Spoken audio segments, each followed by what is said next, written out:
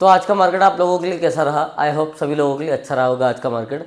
अब हम 24 नवंबर को निफ्टी के बारे में बात करेंगे कि 24 नवंबर को निफ्टी कहाँ मूवमेंट करेगा और कैसा रहेगा। सबसे पहले हम बात करेंगे ग्लोबल मार्केट के बारे में। ग्लोबल मार्केट कहाँ मूवमेंट कर सकता है, तो ग्लोबल मार्केट की बात करें तो 333 पॉइंट जो है अभी हमारा डाउ जोन्स फ्यूचर पॉजिटिव है। वहीं अगर हम S&P 500 की बात करें तो 32 पॉइंट पॉजिटिव है। वहीं अगर हम इंडेक्स की बात करें तो 61 पॉइंट पॉजिटिव है। वहीं अगर हम बात करें गिफ्ट निफ्टी के तो गिफ्ट निफ्टी 148 पॉइंट पॉजिटिव है। नाइकी की बात करें तो 1100 पॉइंट नेगेटिव है। वहीं अगर हम हैंकिंग की बात करें तो 615 पॉइंट नेगेटिव है। वहीं अगर हम ताइवान की बात करें तो 1000 पॉइंट नेगेटिव है। तो ये तो हमने ग्लोबल मार्केट के बारे में जान लिया कि ग्लोबल मार्केट अभी कितना पॉजिटिव है और कितना नेगेटिव है, इसके बारे में जान लिया। अधिकतर मार्केट सेलिंग साइड में ही दिख रहे हैं, बस हमारा डाउ जोन्स और गिफ्ट निफ्टी जस्ट पॉजिटिव दिख रहा है, बाकी सारे मार्केट सेलिंग जोन में दिख रहे हैं। अब हम डाटा के बारे में बात कर लेते हैं कि एफआईज और डीआईज ने क्या डाटा खरीदा है। पहले हम इंडेक्स फ्यूचर के बारे में बात करेंगे, फिर स्टॉक फ्यूचर, फिर इंडेक्स ऑप्शन के बारे में बात करेंगे। तो इंडेक्स फ्यूचर की अगर हम बात करें तो इंडेक्स फ्यूचर में अच्छी खासी सेलिंग करी है। वहीं अगर हम इंडेक्स फ्यूचर में बात करें तो इंडेक्स फ्यूचर में एफआईज ने अच्छी खासी सेलिंग करी है। निफ्टी में भी सेलिंग करी है, बैंक निफ्टी में भी सेलिंग करी है, मिड कैप में भी सेलिंग करी है, फाइनल निफ्टी में बाइंग करी है, मिड नेट 50 में सेलिंग करी है। वहीं अगर हम प्रो क्लाइंट की बात करें तो प्रो क्लाइंट ने भी अच्छी खासी बाइंग करी है। क्लाइंट की बात करें तो क्लाइंट ने कुछ नहीं किया है, और डीएच की बात करें तो डीएच ने भी कुछ नहीं किया है। तो एक तरीके से अगर हम बात करें कि अच्छी खासी एफआईज की सेलिंग है, क्योंकि वो आज अपने ऑल टाइम हाई को ब्रेक नहीं कर पाया मार्केट, इसीलिए एफआईज ने वहाँ से अच्छी खासी सेलिंग दिखाना स्टार्ट कर दी। तो ये हमने इंडेक्स फ्यूचर के हिसाब से बात किया। अच्छा, इंडेक्स फ्यूचर और इंडेक्स ऑप्शन में एफआईज और डीआईज हेज करके पोजीशन चलते हैं, क्योंकि उनको भी पता नहीं होता कि मार्केट ऊपर जाएगा या नीचे जाएगा, तो वो पोजीशन हेज करके चलते हैं कि भैया उन्होंने कॉल की पोजीशन भी ले ली, फ्यूचर को शॉर्ट भी कर दिया, कॉल्स को बाय भी कर दिया। इसलिए मार्केट उनको भी पता नहीं होता कि कहाँ मूवमेंट करेगा और कौन सी न्यूज़ वगैरह आएगी मार्केट में। अब हम फ्यूचर की बात करते हैं कि फ्यूचर में क्या मूवमेंट होगा। तो क्लाइंट की अगर हम बात करें तो क्लाइंट फ्यूचर्स में बुलिश है। वहीं अगर हम डीएच की बात करें तो डीएच फ्यूचर्स में जो है बेरिश है, स्टॉक फ्यूचर में। वहीं अगर हम इंडेक्स की बात करें तो इंडेक्स में क्या करके रखा है, तो इंडेक्स की अगर हम बात करें तो एफआईज ने अच्छी खासी सेलिंग करी है, प्रो क्लाइंट ने सेलिंग करी है, और डीआईज ने भी अच्छी खासी सेलिंग करी है। वहीं अगर हम क्लाइंट्स की बात करें तो क्लाइंट्स बुलिश है, एफआईज की बात करें तो मिड बेरिश है ना, पुट में स्ट्रॉन्ग जो है बेरिश है। वहीं अगर हम इंडेक्स की बात करें तो इंडेक्स में भी बेरिश है। भैया जो हमारा प्रो क्लाइंट है वो मिड बेरिश है जो है कॉल में। वहीं अगर हम पुट की बात करें तो स्ट्रॉन्ग बेरिश है। वहीं अगर हम क्लाइंट की बात करें तो क्लाइंट स्ट्रॉन्ग बुलिश है। वहीं अगर हम जो है क्लाइंट की पुट की बात करें तो क्लाइंट पुट में मतलब कॉल में उसने शॉर्ट करके रखा है, और पुट में जो है स्ट्रॉन्ग जो है बुलिश है। वहीं अगर हम डीएस की बात करें तो इनएक्टिव है, बट पुट में मिड बेरिश है। ठीक है, तो ये हमको किसका बारे में बता रहा है, इंडेक्स के बारे में। वहीं अगर हम स्टॉक्स की बात करें तो स्टॉक्स में एफआई जो है बेरिश है, और डीएच की अगर हम बात करें तो डीएच जो है वो स्ट्रॉन्ग बुलिश है। अब हम इसी को पीपीटी के द्वारा समझते हैं कि मार्केट क्या बता रहा है। तो सबसे पहले अगर हम बात करें कॉल साइड की, ठीक है। अच्छा, हमको कॉल और पुट साइड दोनों समझना है, क्योंकि मार्केट में कॉल क्या कह रहा है और पुट क्या कह रहा है वो अगर हमको अच्छे से समझ में आ जाएगा तो हम मंडे के लिए अच्छा खासा टारगेट और प्रॉफिट बुकिंग कर सकते हैं। तो अगर क्लाइंट की बात करें तो क्लाइंट्स ने जो है कॉल्स को शॉर्ट किया है, मतलब जितना मार्केट नीचे जाएगा उतना प्रॉफिट आएगा, किसको, क्लाइंट्स को, ठीक है। और अगर हम वही प्रो क्लाइंट की बात करें तो प्रो क्लाइंट भी बेरिश है। वहीं अगर हम डीआईज की बात करें तो डीआईज मुड बेरिश है, मतलब डीआईज को ऐसा लग रहा है कि मार्केट ऊपर की साइड जाएगा। वहीं अगर हम एफआईज की बात करें तो एफआईज भी जो है ना लॉन्ग स्ट्रॉन्ग बुलिश है। तो कौन सा, डीआईज और एफआईज जो है वो स्ट्रॉन्ग बुलिश है। वहीं अगर हम क्लाइंट की बात करें, अच्छा एफआईज ने जो है फ्यूचर को भी शॉर्ट किया है, तो वो चीज़ भी ध्यान में रखना है कि हो सकता है मंडे के दिन मार्केट ऊपर की साइड खुले, पर अगर हम डीएच की बात करें तो फ्यूचर में अच्छी खासी सेलिंग करके रखी हुई है, ठीक है। और ये अभी हम किसकी बात कर रहे हैं, ऑप्शन की बात कर रहे हैं। तो क्लाइंट ऑप्शन ने शॉर्ट करके रखा है, किसको, कॉल को।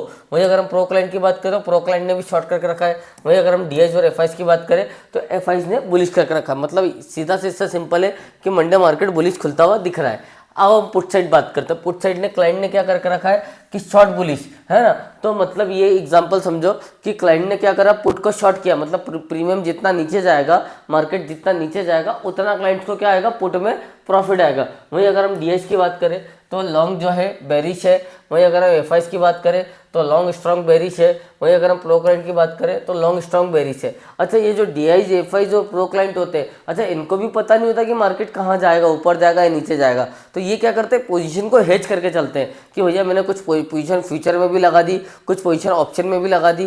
क्योंकि ये जो मार्केट है ना, मार्केट को चलाने के लिए हमारे जो यूरोपियन मार्केट है ना, ये इससे इम्पैक्ट पता चलता है कि मार्केट में आगे क्या चल रहा है, तो उसके हिसाब से ये मार्केट चलते हैं। ठीक है, अब हम फाइनल समझ लेते हैं कि फाइनल क्या करके रखा हुआ है। तो फाइनल अगर हम एफआईज की बात करें तो बुलिश है, वहीं अगर हम पुट की बात करें तो बेरिश है एफआईज में। तो भैया उन्होंने लॉन्ग पोजीशन बुलिश भी बना के रखी है, लॉन्ग पोजीशन बेरिश भी बना के रखी है। इंडिकेट हाई वॉल्यूम जो है मार्केट में लगा के रखा हुआ है उन्हें। डाउन साइड ज़्यादा मार्केट दिखने को मिल रहा है। ठीक है, ऐसा ये डाटा बता रहा है। ठीक है, अब हम समझते हैं भैया हमारा ऑप्शन चेन। तो ऑप्शन चेन की बात करें तो 26,000 और 26,900 के भाव पे स्ट्रॉन्ग रेजिस्टेंस दिखा रहा है। 26,100 और 26,200 के भाव पे जो है ये 26,100 और 26,200 के भाव पे स्ट्रॉन्ग रेजिस्टेंस दिखा रहा है, और यहीं 26,000 और 25,900 पे सपोर्ट दिखा रहा है अच्छा बनता हुआ। ठीक है, तो इसके बारे में अभी हमने बात कर लिया।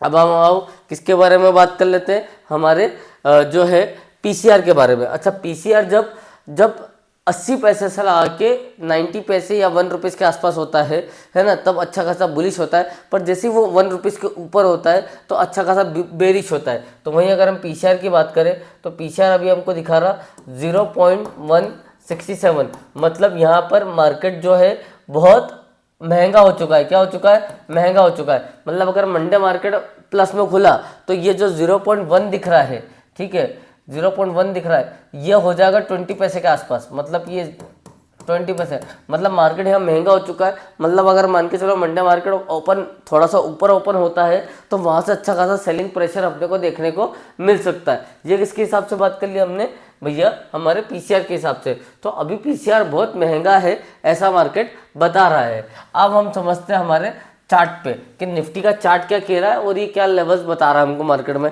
तो अगर हम चार्ट की बात करें तो 1 डे के चार्ट में जो है ऑल टाइम हाई के आसपास अभी हम निफ्टी में है भैया। 26,250 का ऑल टाइम हाई है किसका? निफ्टी का। ठीक है, और वहीं के आसपास मार्केट सस्टेन नहीं कर पाया।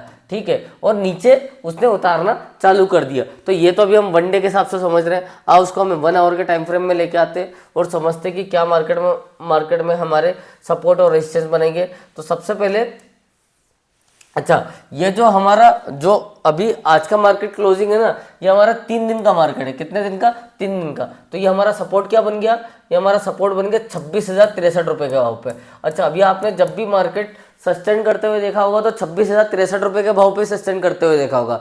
पिछली बार भी 26,063 से 26,050 के आसपास रुका था, उसके पिछली बार भी 26,063 और 26,050 के आसपास रुका था, और अभी अगर हम बात करें तो फिर 26,063 और 26,050 के आसपास रुका था। और पिछले अगर हम बात करें 3 से 4 सेशन में मार्केट 26,000 के भाव पे आसपास आ चुका है, पर वहाँ पर मार्केट सस्टेन नहीं करता और वहीं से मार्केट सेलिंग प्रेशर बनाना स्टार्ट कर दिया जाए। तो 26,050 का जो है एक हमारे लिए बहुत बड़ा सपोर्ट है। और अगर हम रेजिस्टेंस की बात करें तो वो हमारे लिए आ रहा है 26,100। कितना आ रहा है? 26,100। तो डिफरेंस आ रहा है 50 पॉइंट का। कितना आ रहा है? 50 पॉइंट का। अगर मार्केट 50 पॉइंट ऊपर बुलिश दिखता है हमको मंडे के दिन, ठीक है, और वहाँ 1 से 2 घंटे सस्टेन करता है, तो फिर हमको मार्केट 300-400 का भी मूवमेंट निफ्टी दिखा सकता है। और अगर मान के चलो निफ्टी जो है हमको 26,050 के नीचे मूवमेंट करते हुए दिखता है तो फिर हमारे पास सेलिंग प्रेशर बनते हुए दिख सकता है और हमको सीधा 25,900 के भी लेवल्स हमको निफ्टी दिखा सकता है, क्योंकि एफआईज ने अच्छी खासी सेलिंग करके रखी है। और अब एफआईज अभी तक क्या कर रहे थे?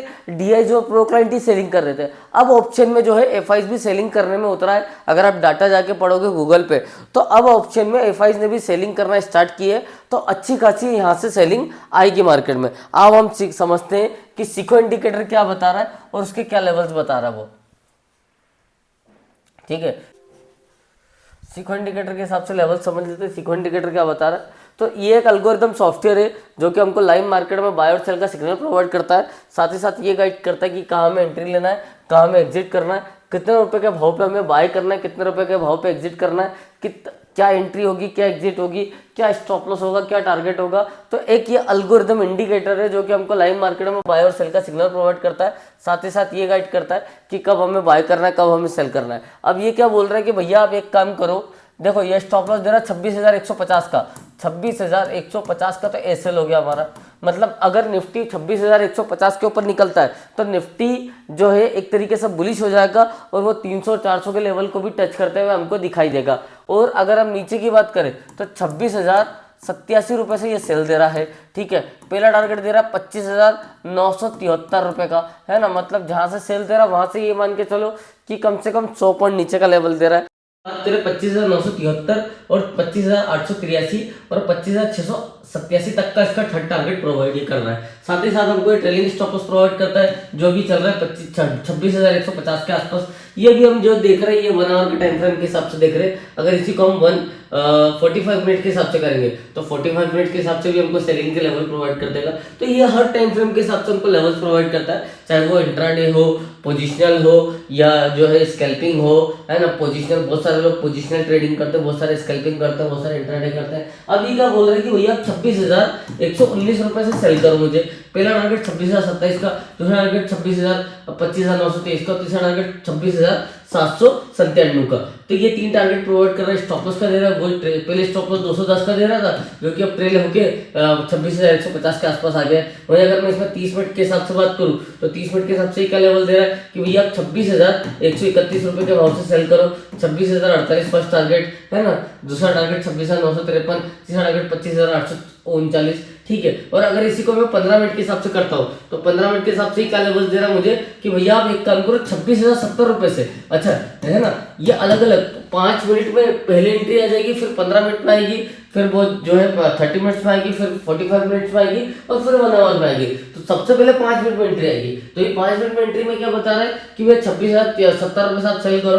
25,000 जो है 986 पहला टारगेट, 25,991 दूसरा टारगेट और 25,777 तीसरा टारगेट, ठीक है। स्टॉप लॉस क्या दे रहा है तो पहले स्टॉप लॉस दे रहा था 26,153 का, जो कि अब चेंज होकर 26,135 का आ गया है। तो 26,135 का स्टॉप लॉस। अच्छा, जैसे जैसे पोजीशन नीचे गिरते जाएगी वैसे वैसे स्टॉप लॉस उसके आसपास आते चले जाएगा। जैसे मान के चलो मार्केट 26,000 के आसपास आ गया तो स्टॉप लॉस 26,050 के आसपास आ जाएगा। तो इसी को ट्रेलिंग स्टॉप लॉस बोलते हैं कि जैसे जैसे पोजीशन नीचे गिरते जाएगी वैसे वैसे स्टॉप लॉस उसके आसपास आते जाएगा। वहीं अगर हम बात करें किसकी, अगर हम बात करते हैं ऑप्शंस में भी लेवल्स प्रोवाइड करता है। जैसे भी हमने निफ्टी सिलेक्ट किया, यहाँ पर 25 नवंबर की एक्सपायरी सिलेक्ट करी। अब 25 नवंबर की एक्सपायरी में एग्जांपल समझो हमने 26,000 का पुट सिलेक्ट कर लिया तो ये हमको ये भी बता देगा कि कौन सा पुट पे कितने रुपए में बाय करना है, कितने रुपए का टारगेट है, कितने रुपए का स्टॉप लॉस है, ठीक है। ये सब कुछ हमको गाइड कर देगा। अब एग्जांपल समझो मेरे को इसको 15 मिनट के टाइम फ्रेम पे, तो 15 मिनट के टाइम फ्रेम पे क्या बोल रहा है 57 से बाय करो 72 फर्स्ट टारगेट। अभी 73 के आसपास क्लोजिंग आ रही।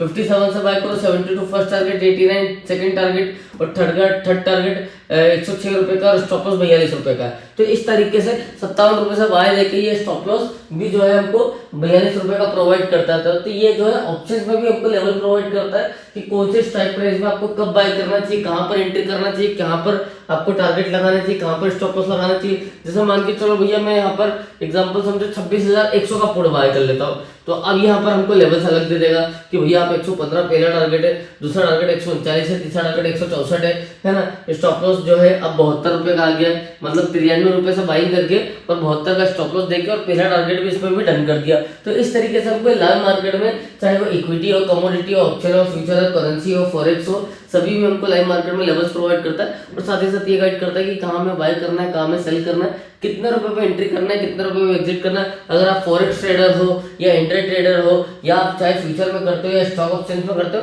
तो सभी जगह पे ही हमको लेवल्स वगैरह प्रोवाइड करता है। तो अगर आपको मेरा वीडियो अच्छा लगा तो प्लीज़ लाइक कीजिए, शेयर कीजिए, कमेंट कीजिए, अपने दोस्तों को शेयर कीजिए, उनको बताइए सीखो इंडिकेटर के बारे में, ज़्यादा से ज़्यादा लोगों को शेयर कीजिए ताकि वो मार्केट में लॉस ना करे और इसे इंडिकेटर के व्यू पे अच्छा खासा प्रॉफिट मार्केट में बना सके। तो जल्दी से लाइक शेयर और सब्सक्राइब कीजिए। Thank you.